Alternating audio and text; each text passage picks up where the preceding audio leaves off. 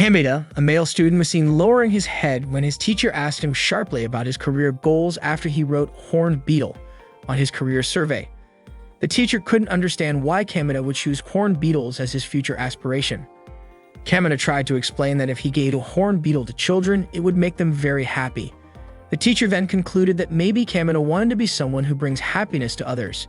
Kameda agreed, but admitted he hadn't found a more specific goal yet. The teacher then suggested that Kameda become a manga artist. She said he could create a manga about horned beetles.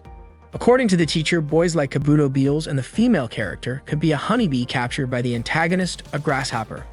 So in the story, the horned beetle would be the hero who saves the heroine, the bee. The teacher continued to share more of her imaginative story while Kameda listened, gazing out the window. Later, Kameda's friend, Nanasaki Ikuo, was worried about Kameda after hearing he was called in to discuss his career survey. Nanasaki assumed Kameda must have written something foolish. Kameda denied it. While drinking a canned drink that Nanasaki gave him, Kameda said that after talking with their teacher, he realized he needed to think more seriously about his future career. However, Kameda still had no clear idea of what he wanted to do after graduating from high school, whether to go to college or start working. Naturally, Nanasaki became concerned and urged Kameda to decide on his future soon. Suddenly, a group of students chatting loudly caught their attention. They were also discussing their recent career surveys. Among them was Araki, a student with a guaranteed future, as he planned to take over his family's business. This made Kameda feel envious. Nanasaki reminded Kameda to focus on studying for their final exams. In class, a girl named Tsuneki was sitting on a desk. She and her friends were also talking about their future plans. Not long after, Kameda entered the classroom and walked towards Tsuneki. Tsuneki stretched her arms above her head, and she almost accidentally hit Kameda, who was standing behind her. Surprised, Tsuneki turned around and saw Kameda. Kameda said he wanted to sit down. It turned out that the desk Tsuneki was sitting on was Kameda's. Tsuneki apologized and moved away. She actually knew it was Kameda's desk, but she wanted to tease him. Kameda was shocked and blushed. Tsuneki remarked that Kameda's expression was too honest. Kameda could only sigh as he waited for them to leave. As he looked at his desk, Kameda noticed the faint warmth left from Tsuneki's sitting slowly disappearing. He stared at it intently. When he looked up, he realized another girl was watching him with a disdainful expression, as if she knew what he had just done. Naturally, Kameda was startled and quickly turned his face away, pretending he knew nothing. That night at home, Kameda and his older sister Tomo were playing a board game. Tomo lost the game and thought it was really strange. She stopped playing and got up, then asked Kameda how his final exams were going since their mom had scolded him during midterms for his poor grades. Kameda replied that he had started thinking about his future and for now, he wanted to try harder. Smiling, Tomo said she was ready to help Kameda if he needed it. The next day, Kameda was already in the cafeteria. He noticed how crowded it was and felt confused about where to sit. Then he saw Tsuneki using her VIP seat along with her friends.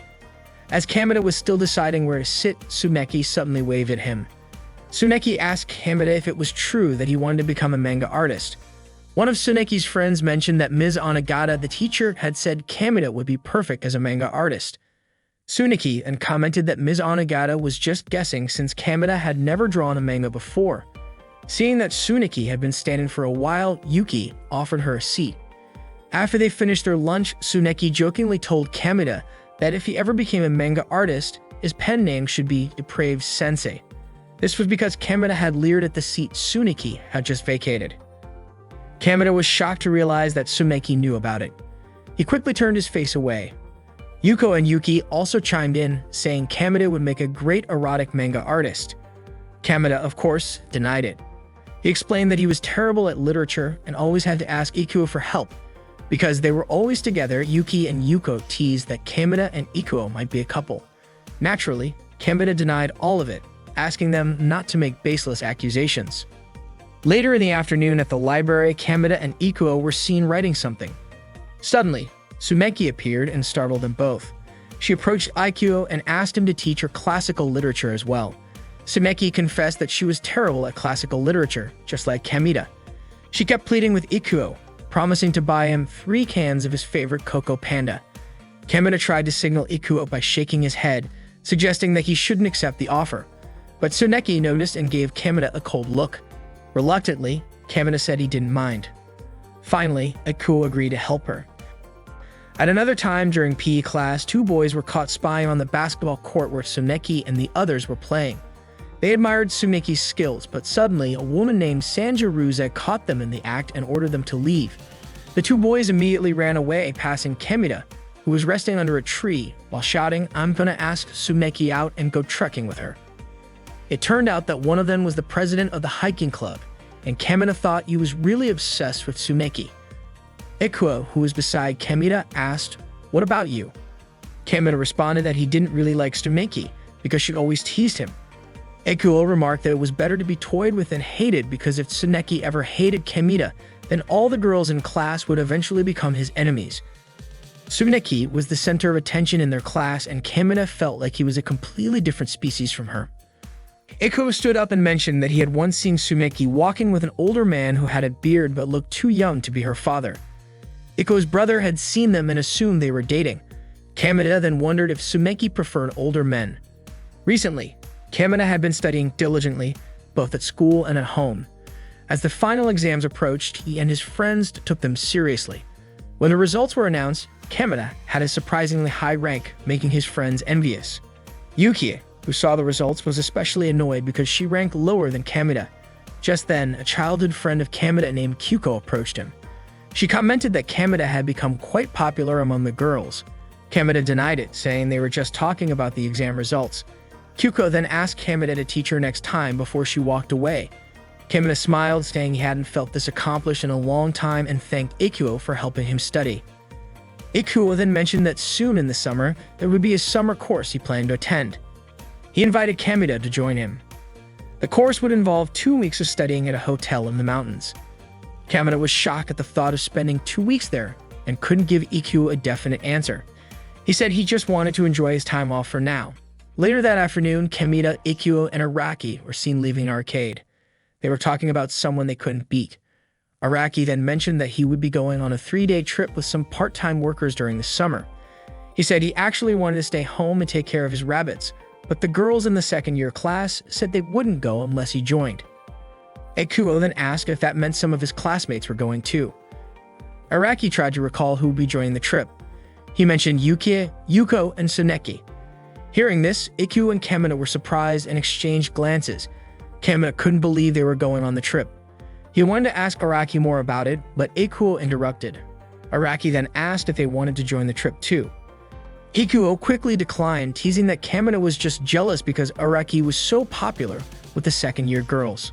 Araki then wanted to play some more and headed back into the arcade.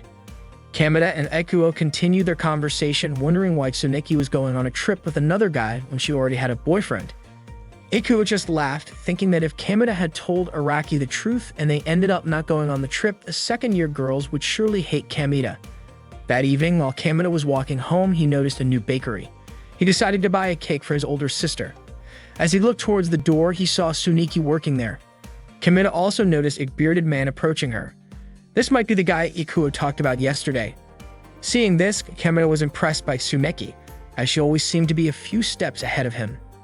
Kemida then called Ikuo and told him about his decision regarding the upcoming summer course. When Kemida got home, he was busy preparing his things for the summer course. Tomo noticed how busy Kemida was. He explained that this summer course was a famous prep course, attracting students from all over the country. This made him a little nervous since he was only going with Ikuo. However, Tomo admired Kemida for being willing to spend his summer vacation studying. Tomo then gave him a pack of mushroom chocolates as a gift. Kemida was very grateful to her.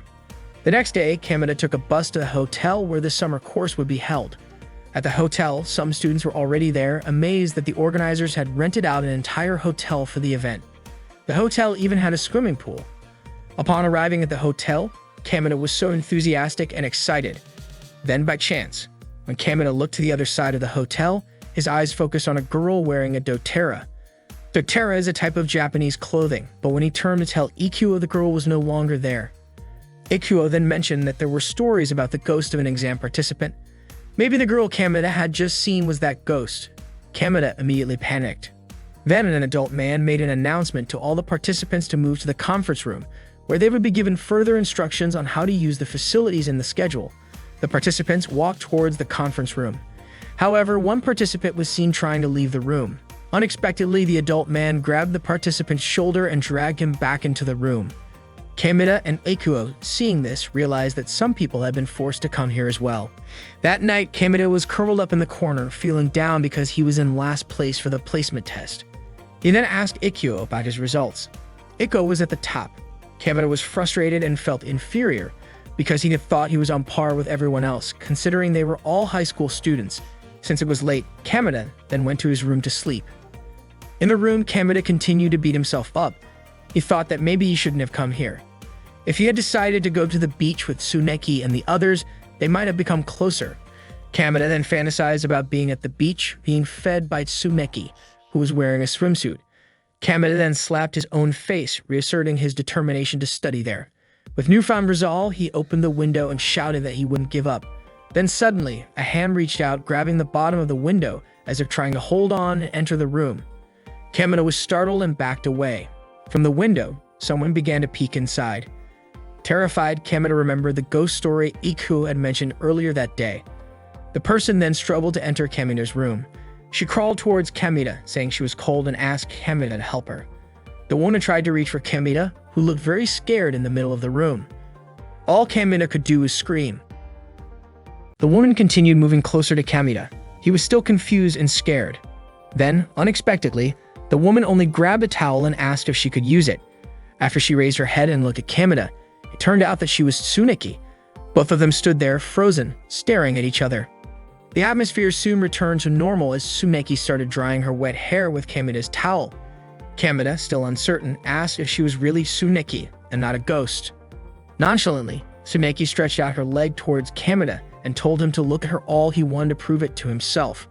While still stretching her leg, Tsuneki asked why Kamita was attending the summer course at that hotel. She assumed Kamita must have made some mistake. Kamita then explained that he was only there because Ikuo had invited him. Surprised, Tsuneki realized that Kamita was there to study. Now Kamita was the one feeling curious, wondering what had happened to Tsuneki to end up in such a situation. Tsuneki responded that she had been kidnapped and taken there by car. Kamita's imagination started to run wild. He then asked who had kidnapped her. With a bit of irritation, Tsuneki revealed that it was none other than her own parents. Tsuneki had been caught working a part-time job, so she was grounded for the entire summer break. When she insisted on going to a group date trip with Yuki and Yuko, her parents were furious and brought her to this hotel in the middle of the woods. Kamita sighed deeply. He had suspected that Tsuneki was lying about going on a vacation with her family. Tsuneki then argued that no girl would easily spill the details of her romantic escapades. Besides, there was no benefit for her in telling Kamita about the specifics of her summer trip. Tsuneki was starting to get a little angry.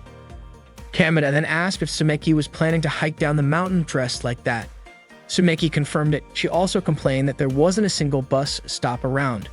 Her parents had also confiscated her phone, so she had no choice but to wait for the rain to stop, but then she ran away after being attacked by a wild deer. Without thinking, she immediately climbed in through the window when she saw it was open. Kamita noticed water seeping from Tsuneki's pants, soaking the chair she was sitting on. He just looked at her, feeling a bit perverted. When Tsuneki glanced at Kamita, she suddenly realized and quickly stood up, apologizing for wetting his chair. Kamita also apologized, saying he wasn't thinking anything weird. They both stared at each other in awkward silence until, suddenly, Tsuneki sneezed. Kamita quickly handed her a tissue, suggesting she change her clothes before she caught a cold.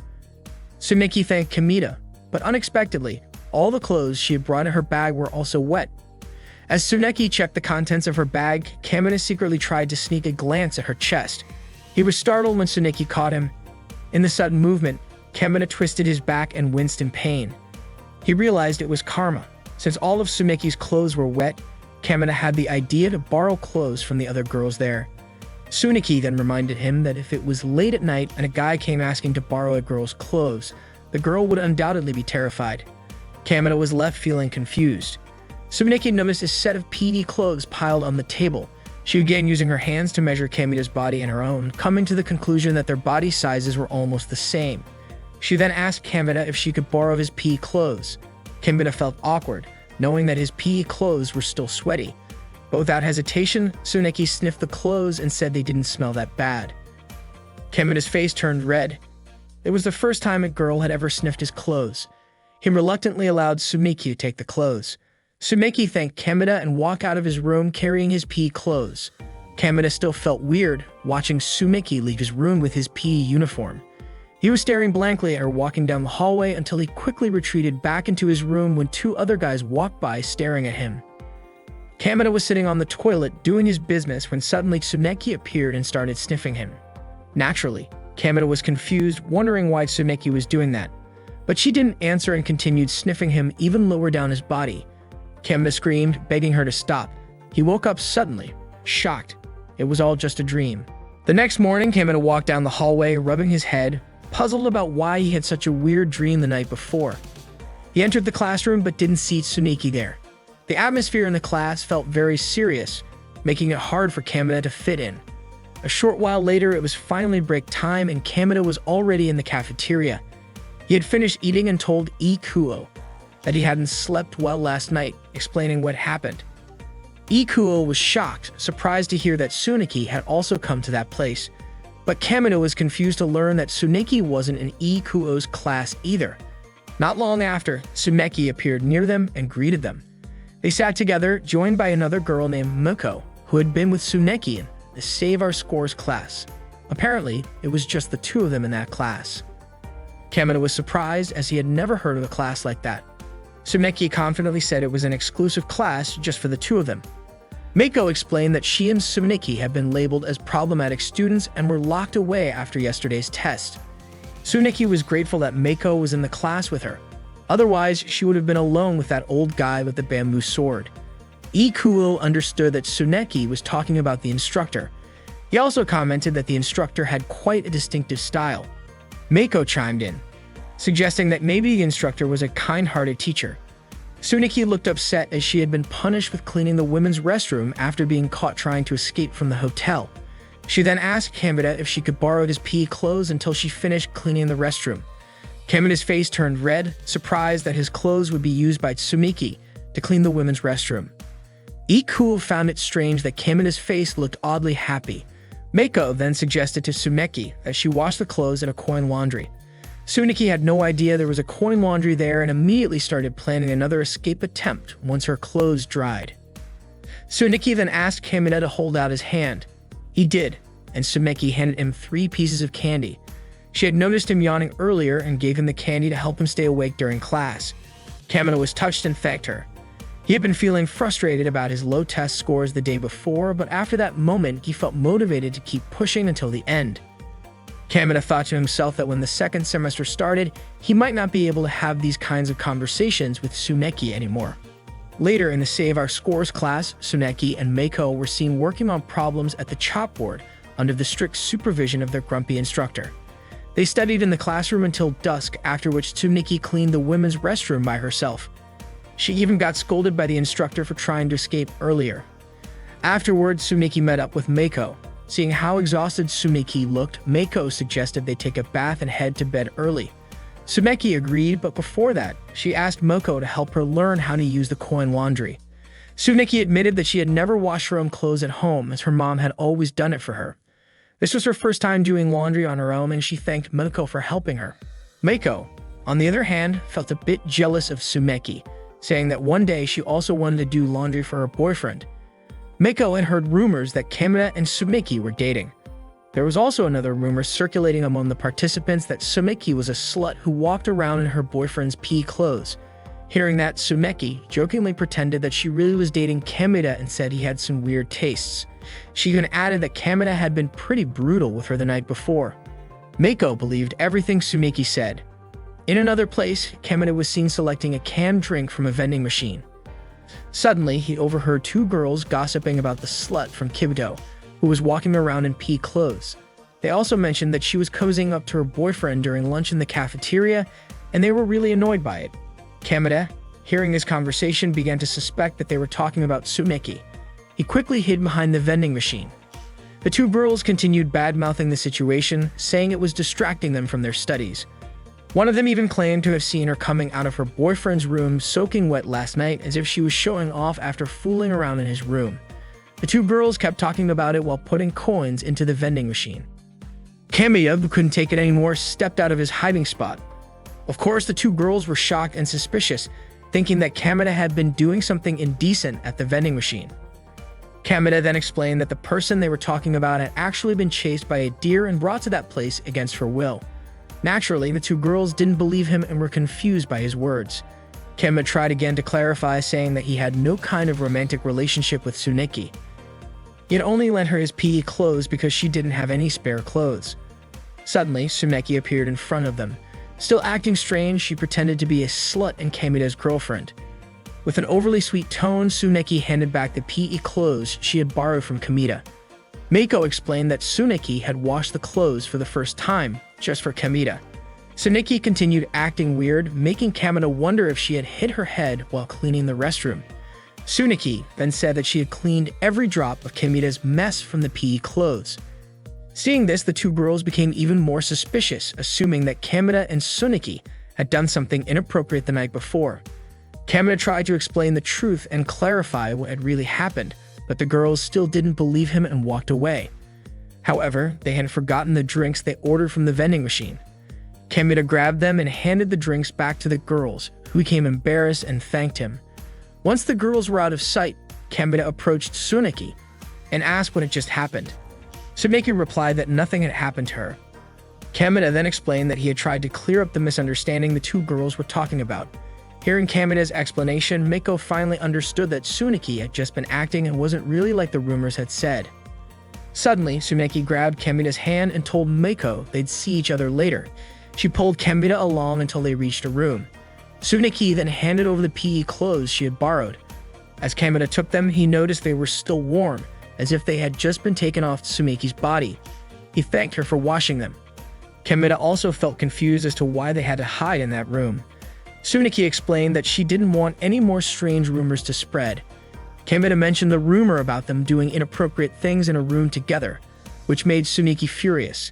She said everyone was probably just stressed from too much studying. Tsuneki apologized, admitting she might have gone too far in playing with Meiko's misunderstanding, causing Kameda to end up in trouble because of her. Kameda then asked if it was true that Tsuneki had just washed clothes for the first time. Tsuneki confirmed it. Kameda continued, asking if Tsuneki rarely did housework. Tsuneki said that sometimes she made midnight snacks. Kameda then shared that his older sister occasionally made midnight snacks for him too. Tsuneki said she was pretty confident in her cooking skills. Kameda just smiled at this, which made Tsuneki mad. She wanted to prove her skills. Tsuneki decided to make a midnight snack for Kameda that very night. She would try to make it with whatever ingredients were available. And since there wasn't an apron, she asked to borrow Kameda's PE clothes again. She said it would be dangerous if hot oil splattered on the clothes she was currently wearing. Blushing, Kameda said he'd like to invite Ikuo as well. Tsuneki then left. Kameda found Tsuneki's behavior strange, especially since she seemed so down yesterday. Maybe, no matter the situation, Tsuneki could always enjoy herself. Later that night, Meiko and Tsuneki were in the kitchen preparing food. Meiko mentioned that secretly making a midnight snack was making her heart race. Tsuneki successfully cooked the meal and served it at the dining table. Kameda and the others were ready to eat. Tsuneki proudly said she had made a Spanish omelette, something she learned at work. Luckily, Meiko had a good relationship with the cafeteria lady, so when Meiko asked for permission to make the snack, she was more than happy to oblige. For Kameda, this was the first time he had eaten food made by a girl. Naturally, he felt thrilled, especially since the girl was Tsuneki. Kameda thought that ever since yesterday, unexpected things just kept happening. Everyone there enjoyed the food Tsuneki had prepared. Meiko, Kameda, and Ikuo all praised the meal, saying it was delicious. Tsuneki was happy and relieved to hear their compliments, as this was also her first time cooking for others. Kameda said he was impressed with Tsuneki, admitting he never expected her to have such a skill. This flattered Tsuneki. Meiko then teased that since Tsuneki had washed Kameda's clothes and cooked for him, it was like Kameda already had a wife. Kameda was, of course, shocked to hear this and began choking. But it didn't stop there. Tsuneki, with a mischievous smile, asked Kameda to marry her. This made Kameda choke even harder.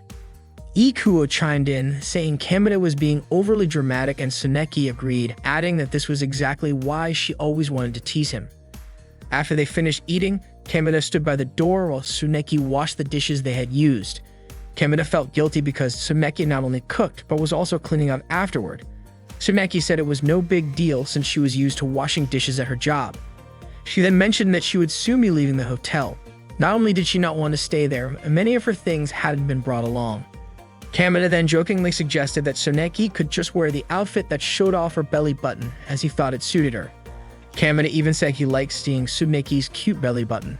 Tsuneki was, of course, surprised and flattered by Kamina's comment, but she also felt that wearing such an outfit would make her look bold and attention-grabbing. Kamina then told her he'd keep lending her his PE clothes, so there was no need for her to run away from the hotel. He said it would be dangerous if she got chased by a deer again like the night before. Tsuneki, however, didn't pay much attention to Kamina's advice. Kamina seemed very concerned about her.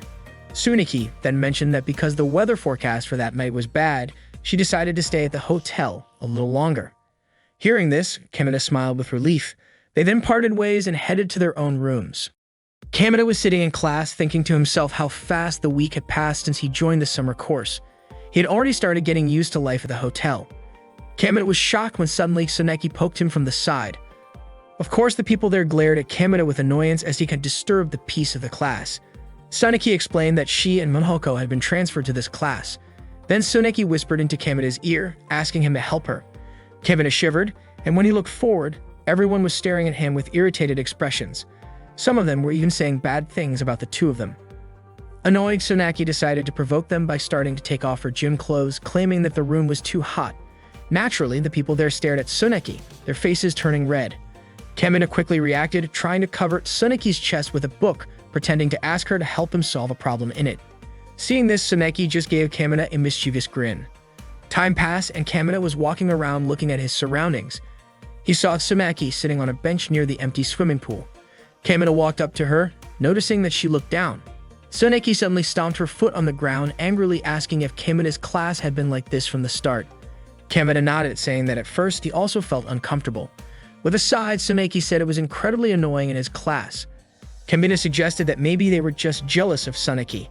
But perhaps, he added, everyone who came here only wanted to study hard for their goals. Tsuneki admitted that she felt out of place there, like she was the odd one out. Kamina thought aloud that while Tsuneki could act like she usually did, perhaps she was just too provocative for them to handle. Still, Kamina was confident that Tsuneki would fit in soon enough. And maybe, if they both didn't talk too much, it would help. Hearing this, Tsuneki turned her face away and said she wouldn't talk to Kamina again. Kamina just smiled awkwardly. Tsuneki then asked Kamina again why did he join the summer course. Maybe Kamina had a personal reason. Kamina seemed hesitant to answer. Tsuneki suggested they just head back to class, walking past Kamina, who looked confused. As time passed, Kamina was seen studying diligently in class, also noticing Tsuneki and Moko studying in the same room. Night came and Kamina continued working on problems in his room. Before long, he started to feel hungry. He quickly made himself some instant ramen. As he ate, Kamina remembered Tsuneki's question about why he came to the summer course. Deep down, Kamina couldn't admit that his reason was because Tsuneki had become his motivation to change. Kamina was startled by a loud noise coming from his door. Nervously, he opened it, and to his surprise, Tsuneki was standing there. Naturally, Kamina scolded her, saying she should knock like a normal person. Tsuneki pretended to be a cat, saying she was bored and that's why she came to Kamina's room. Kamina was confused since Tsuneki had said earlier that she wouldn't talk to him anymore. Tsuneki explained that she didn't have a phone at the moment, so she was feeling really bored. As she slipped into the room, she mentioned that if she didn't talk to someone now, she wouldn't be able to shake off the stress from earlier. Once inside Kamina's room, Tsuneki's eyes locked onto a bowl of ramen. Kamina explained that he had just been taking a break eating some ramen. When Tsuneki saw the packaging, it was Oden ramen, and she asked if it was good. Kamina nodded. Tsuneki then said she wanted to try it. Kamina told her it was the only ramen he had left. Tsuneki teased Kamina, saying that's probably why he didn't have a girlfriend, because he should always have extra of everything. Kamina apologized and with a playful idea in mind said that if Tsuneki really wanted to try the ramen, she could drink the leftover broth from what he had already eaten. Kamina thought to himself that there was no way Tsuneki would do that. To his surprise, Tsuneki took the bowl from his hands and drank the leftover broth. Kamina was stunned, staring at her in disbelief. Not only that, but Tsuneki even commented on how strong the kelp and bonito flavors were. She then fed Kamina. All Kamina could do was silently watch Tsuneki, completely shocked by what had just happened. Kamina then said that he wanted to continue studying. Tsuneki put down the ramen bowl and stood next to Kamina to watch him work on his problems. Of course, Kamina felt uncomfortable and couldn't focus. He then asked why Tsuneki didn't go to Moko's room instead. Sunaki replied that Moko's door was open and the room was very dark, so it seemed like she was already asleep. Kemita thought that Moko might not be cautious enough, while Sunaki suggested that maybe she couldn't handle the air conditioning, so she left the door open to sleep better. Sunaki then teased Kemita, saying she wanted to sneak into Moko's room with him. Naturally, Kemita was shocked and his face turned red. Sunaki just laughed. Kemita sarcastically commented that while everyone else was studying, Sunaki was just messing around. Sunaki shrugged it off, saying she didn't compare herself to others. Kemita replied that in that case, he was going to continue studying. Sunaki grabbed Kemita's book and said she would study too. She lay down on Kemita's bed while reading, making Kemita's face flush even more as he watched her on his bed. He couldn't believe there was a girl in his room. Trying to shift his focus, Kemita played with his pen and attempted to concentrate on studying. However, he accidentally dropped his pen near the bed, forcing him to reach for it. His mind wandered when he saw Sunaki lying on his bed up close. Kemita quickly pulled away when Sunaki complained loudly that she was incredibly bored and should be at the beach right now. She kept talking about all the fun things she could be doing if she were on vacation at the beach. Kemita just listened silently. Sunaki then mentioned that she would wear a bikini at the beach, saying it would look sexy. Kemita agreed with that thought. Unexpectedly, Sunaki suddenly asked Kemita if he wanted to see her in a bikini. Hesitantly, Kemita admitted that he would like to see it. Sunaki kept pressing him, asking if he really wanted to see her in a bikini. Kemita figured there was no way Sunaki had actually brought a swimsuit. But to his surprise, Sunaki had indeed brought one. They were now at a hot spring, and since it was already nighttime, no one else was there except for the two of them. Sunaki laughed when she saw Kemita wearing a pareo. Kemita protested, saying he only wore it because Sunaki had told him to. Sunaki moved closer to Kemita, saying that if he didn't want it, she'd take it off right then. Of course, Kemita objected. He then asked why Sunaki chose to come to the men's bath. Kemita thought she didn't mean to go to the hot spring just to show off her swimsuit. Sunaki explained that she didn't want to get bitten by mosquitoes in weird places. Kemita suggested she could have shown it in the bathroom in his room, but Sunaki didn't want to be stuck in a cramped bathroom with him either. Kemita was completely mesmerized seeing Sunaki in her swimsuit. When she asked for his opinion, Kemita told her that it was very provocative. Hearing that, Sunaki thanked Kemita for the compliment. Sunaki then shared that she actually wanted to get compliments from guys about her new swimsuit. Apparently, her parents thought it was underwear, so they left it in her bag. Kemita, who had been admiring Sunaki with both awe and a bit of mischief, was suddenly startled when Sunaki invited him to get into the bath. They both ended up soaking in the bath together. They both felt a bit weird wearing swimsuits in the bath. It felt like the same awkwardness they experienced as kids when they accidentally wet their pants. As they were chatting, suddenly, they heard the sound of someone entering and turning on the light. Naturally, they both panicked. Sunaki told Kemita she would dive underwater and he needed to figure something out. She took a deep breath and submerged herself to hide. The person who entered was the instructor. Of course, he immediately scolded Kemita for breaking the bath time rules. Kemita, thinking quickly, said that he was waiting because he wanted to chat while bathing with the instructor. But the instructor firmly replied that there were rules for a reason and told Kemita to leave and return to his room. Kemita finally stood up and the instructor was shocked to see him wearing a pareo. The instructor also accidentally noticed something peeking out from behind Kemita's pareo. Kemita then took the initiative and offered to wash the instructor's back. The instructor, now clearly unnerved, made an excuse about needing to finish grading exams and fled the bath. Feeling relieved, Kemita sank back into the water. Sunaki emerged from underwater, also breathing a sigh of relief. Naturally, Sunaki was curious about how Kemita managed to scare off the instructor. Kemita simply responded that he wasn't sure. Sunaki complimented Kemita, saying he was a pretty cool guy. Kemita just smiled slightly, but then he was startled by the sound of someone falling into the water. It was Sunaki, who had fainted. Long story short, Kemita was now escorting Sunaki to her room. Sunaki explained that she just felt a bit dizzy in the bath. Kemita mentioned that it was the first time he had seen someone faint right in front of him, so he couldn't help but worry about her. Sunaki, however, was suspicious, thinking Kemita just wanted to see her room. Sunaki then offered to let Kemita come inside. Kemita hesitated, saying he wasn't interested in seeing her room. Sunaki opened the door and turned on the light, but to their surprise, they saw some underwear hanging up. Sunaki quickly turned the light off again. Kemita instinctively turned around and said he'd better head back to his room, assuring her that he didn't see or smell anything. Embarrassed, Sunaki suggested they go outside for some fresh air instead. They left the hotel and sat by the edge of the dry swimming pool. Sunaki admitted that maybe she went a little overboard today. Suddenly, Sunaki got scared, pointing in a direction. Kemita looked and saw a deer. Suneki was afraid the deer would chase her again. Kamina tried to calm her down, pointing out that there was a fence. He even threw a ball toward the deer, causing it to leave.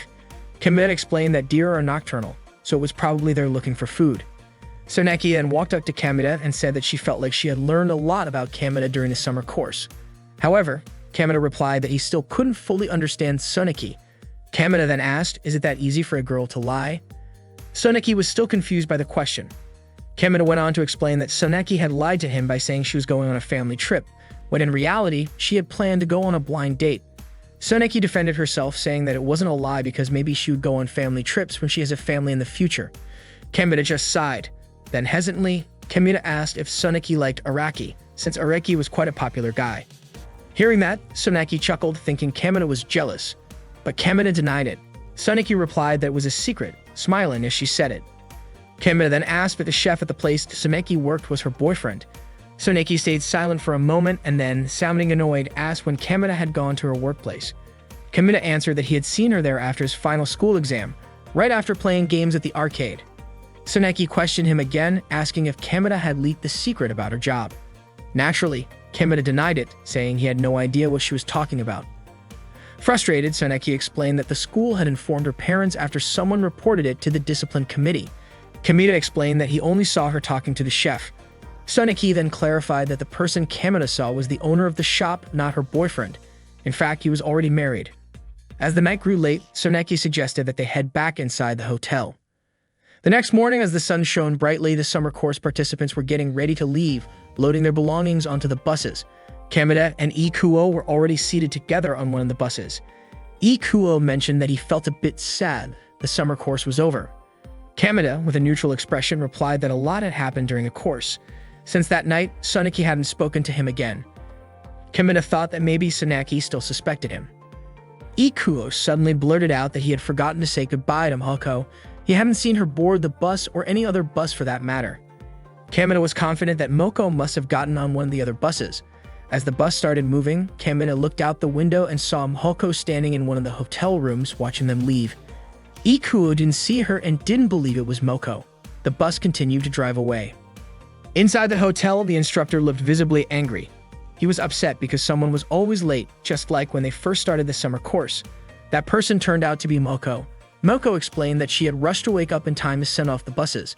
The instructor said that a failing student should stay behind for extra classes and shouldn't bother sending the other students off. Moko was offended by being called a failing student. She insisted that she wanted to go home with everyone else. Moko even mentioned how she intentionally wore a doTERRA while sleeping so she wouldn't catch a cold again during entrance exams. The instructor sternly reminded her that the night air was unhealthy, so she should close the door while sleeping. He added that if Moko didn't pass again this time, his reputation would suffer even more. Moko was furious and said that last year she felt sorry for the instructor because people played tricks on him. That's why she brought him a kendo sword and those sunglasses to use. The instructor didn't expect Moko to say that, and he apologized. He then commented that recently there had been a lot of strange students in high school, which was scary. In fact, just a few days ago at the bathhouse, he was almost ambushed. There was a male student waiting for him when he went to the bathhouse. Moko was surprised and shocked to hear that. Later that afternoon, Suneki went to the shop where she worked. The shop owner mentioned that he thought Suneki had quit her job after her parents came by a few days earlier. Suneki apologized, explaining that she had been caught working without her parents' permission, which made them angry. The shop owner understood and advised Suneki to have a proper conversation with her parents about the situation. Suneki then said she wanted to tell the shop owner something. The owner happily agreed and Suneki smiled. Later that night, in her room, Suneki was on the phone with her friend. She said she felt like she was imprisoned at a remote mountain hotel for a summer course. It turned out she was talking to Yukia. Yukia remarked that what Suneki was going through sounded like something from a TV show. Yukia then asked if there was someone there that Suneki liked, since Suneki was popular wherever she went. Suneki denied it, saying it wasn't fun there because everyone just wanted to study, making the atmosphere gloomy. Hearing Suneki's answer, Yuki said she wasn't very good at lying. Yuki was sure there was someone Suneki liked. Frustrated, Suneki replied that the only person there was some old guy with a kendo sword. Yuki then joked that it would have been more fun if she had come to the beach too. They ended the call and Suneki looked at her phone screen, surprised by the many missed calls she had. She was even more shocked when she noticed something else. On a bright morning, Kamina was walking to school with Tomoe. Tomoe mentioned that Kamina would probably be more popular if his skin were a little more tanned. She was concerned because ever since they returned from the summer course, Kameda had been shutting himself in at home. According to Tomoe, Kameda had wasted his precious summer vacation. He should have gone into the city to hit on a girl or two. Her older sister even said she'd be willing to help him out. Kameda responded with a smile. As Kameda walked, he noticed Tsunaki walking to school with her friend. Her eyes were focused straight ahead, and when Kameda followed her gaze, he saw Araki holding hands with Yukiya. Tsunaki was shocked. She had no idea when Yukiya had gotten close to Araki. She glanced over at Kameda for a moment and then quickened her pace. Seeing this, Kameda assumed that Tsunaki might still be suspicious of him, thinking that he was the one who revealed her secret.